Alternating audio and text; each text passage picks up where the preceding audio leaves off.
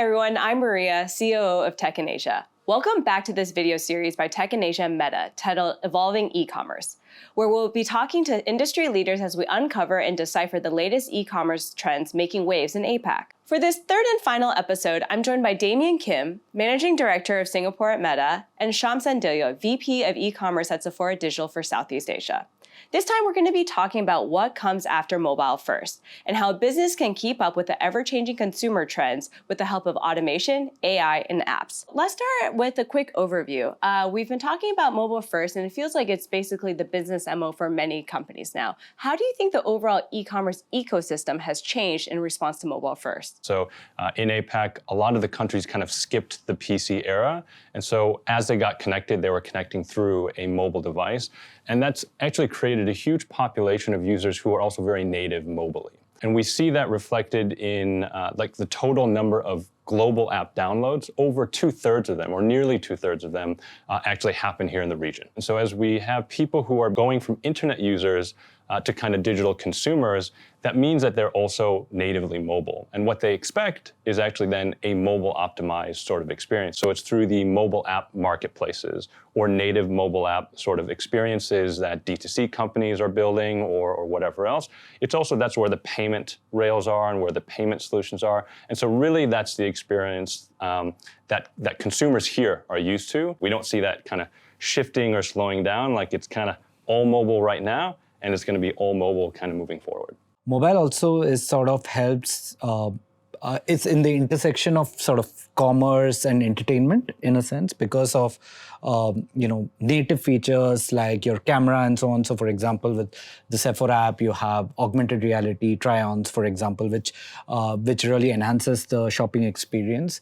And also things like gamification, which is a very big part of e-commerce here. And that's a very native mobile feature. So I think that along with all the stuff that Damian said, like with the payment rails and stuff, means that you not only have high conversion rates on the app, but you also have really engaging experiences that you can build. So let's talk about the overall consumer experience as well as app marketing strategies. Damian, if you can help share a little bit, what changes to the consumer experience have occurred thanks to the proliferation of mobile first strategies? When we look at what's happening in Southeast Asia in particular, between kind of 2019 and 2021, there's been about 70 million more new digital consumers, right? That's just net new that's been added. In totality, I think in Southeast Asia, it's about 350 million people that are now digital consumers.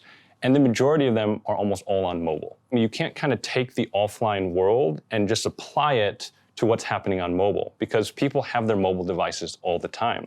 And so they're not kind of going shopping, they're always shopping, right? And that's kind of what we're seeing is, and that means that both brands, whether you are selling a product, the marketplaces or the channels, like they have to think about, okay, what is going to drive engagement? And you're serving for a lot of different needs, right? Maybe someone's just looking for stuff, right? And so they're kind of, how are we serving through discovery and what we call kind of, how do products find people and how do we create those experiences? Sometimes they're just like kind of trying to browse or engage with brands, right? Like the shoppertainment, the live shopping, there are millions of hours now, right? I think at 11/11, Shopee alone, I think it has 300,000 hours just in one day in their app. Was consumed in terms of live shopping content. So it's not just kind of, hey, I'm gonna go in, I'm gonna click on something and I wanna buy it. It's actually, I wanna spend a lot of time in this experience. The other side of this that we also look at is, there's been all this growth, but it's also still very nascent, right? So even with what's happened in the last year, the amount of online GMV as a percentage of total GMV has gone up 85%. So it's almost doubled, but it's only at 9% in total. Right? So we're still in single digits in this region, which means there's so much upside. And then you think about the energy, the creativity, the innovation. I just think these experiences are going to be so net new. So Shyam, from Sephora's side, how do you use your app to drive your marketing objectives? And then maybe specifically talking about how you acquire new users and use it to retain loyalty as well. So again, I think there are different types of markets in Southeast Asia. So some markets are extremely mobile first. So for example, if you look at Thailand, it's essentially an app-only market almost. So in Thailand, for example, a lot of our customer acquisition happens on the app. But I think across all our markets, our most loyal customers typically have the app and typically engage with us on the app. In terms of how we kind of retain them and the engagement side, I think that's to add on to what Damian was saying, like in terms of gamification, I think it's a big part of our strategy over there. Like we definitely feel that that kind of fits Sephora's brand as well as a sort of fun brand, intersecting commerce and entertainment, and our customer base is also fairly young typically, and this we feel is a sweet spot at which we work. And that's again something that we are investing in terms of ensuring that customers have a easy experience to discover what is relevant to them. So the AR stuff is pretty cool. Can you share about like what AR features you already have in your app and then what you're really excited to potentially come down the pipeline? Yeah, I mean, I think what we already have in the app is AR try-ons or AR try-ons for lipsticks and for eye makeup.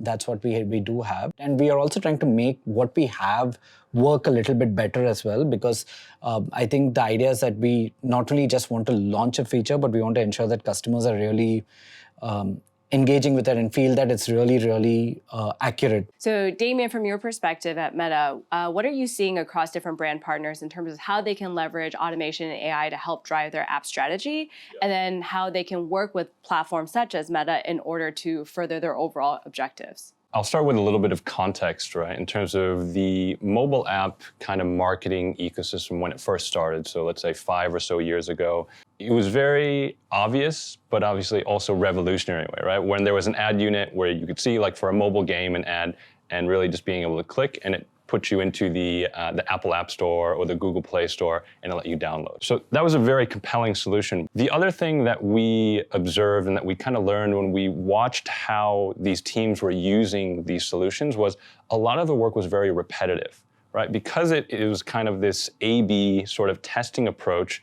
What these teams would do, they would say, okay, here's 100 campaigns, and I'm gonna tweak one dial, right? For every campaign, I'm gonna kind of tweak one setting, and then I'm gonna test which one gives me that 2% increase in efficiency or that 3%. So it was effective, but obviously running 100 campaigns at the same time, then doing a bunch of analytics work to understand which things worked and which things didn't was very taxing.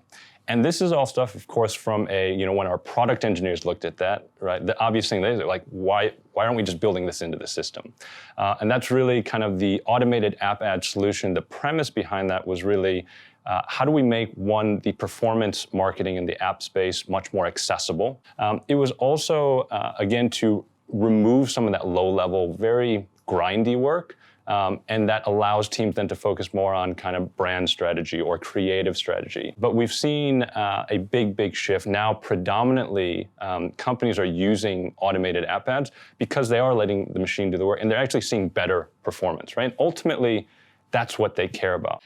So I'm actually just curious, so when it comes to this automated platform, what are the different variables that they're testing on? In the past, and this is also how app advertising has evolved, there was a lot of focus on the install, right? But the install is actually just a stepping stone sort of metric or outcome, right? For Sephora, it's not, hey, if 1 million people install your app, but no one buys any makeup, it's kind of like, well, it doesn't make sense. And so, but starting kind of at that basic touch point, that's what they would look at, is how much did the install cost? And also, how many impressions did I have to go out, and what was the conversion rate? And so those are the types of metrics that they would look at. The types of dials would be, okay, if I refine my age range or demographics. But it was also things like, hey, if my ad is blue in the background versus red, like the level of kind of granular testing that was done was, I would say it's impressive on one side. It was quite intimidating on the other. So there is a Meta business partner that some of our clients work with called Pencil, and that's what they do. So you can kind of input maybe different potential starting point creative assets, and it will create different permutations of those. And increasingly now, with the sophistication, as the machine learning has gotten better, you can actually select different outcomes. So it's not just the install, you can kind of go beyond the install and say, okay, I want purchases. And that way, the system, again, is going to take the input of what it is that you want, and then it's really just going to look through that kind of big swath of data. It's going to look for patterns and then try and deliver those outcomes for you as essentially cost efficiently as possible. My last question for you both is more about the future. So how do you foresee the e-commerce industry continue to evolve over the next few years, especially here in APAC? And what should app-based businesses stay aware of in order to remain competitive in this very fast-moving industry? I think there are a few trends that I see playing. I think one is that I think almost as a response to some of these privacy challenges as well, I think we'll see the big platforms as well start moving more and more towards commerce directly on their platforms. The other piece is obviously the whole live commerce phenomenon and gamification. I think those are two pieces again where, it's originated in China, and I think those are really expanding over here as well. I think, again, over there, the question I think for a lot of e-commerce companies is what do you build in-house and what do you kind of work with platforms and partners. For example, like Facebook has live commerce in Thailand. We piloted that a few months back, and that did really well for us. Last piece is the payments, I think, which I think is really, really fascinating over here, especially with wallets and how payments and fintech companies are becoming such a big part of the e-commerce ecosystem. And we see at least and here I think probably the leading indicator is a market like Australia, which is very advanced in buy now, pay later, for example. And you have companies like Afterpay that's almost like a shopping app at this stage. One of the things that we see is conversational commerce. Right? Like we have seen, and that really comes out of Southeast Asia where, okay, how are you using live shopping and then moving people into a messenger experience or WhatsApp and then, finding ways to then drive a transaction maybe on a marketplace platform. And what we will also, I think, see is with that creativity, companies like ours, companies, around the ecosystem are going to build to just make that easier. Damian and Shyam, thank you so much for taking the time to share all of your insights today. This was super educational and fun for me as well. E-commerce is really now all about its people in terms of how brands can get closer to its customer base, know their people a little bit better, and then deliver that extra special customer experience. Thank you so much for sticking with us throughout this mini-series. TIA and our esteemed guests all hope that you've managed to learn something that will help you take your business to the next level. Take care and stay safe.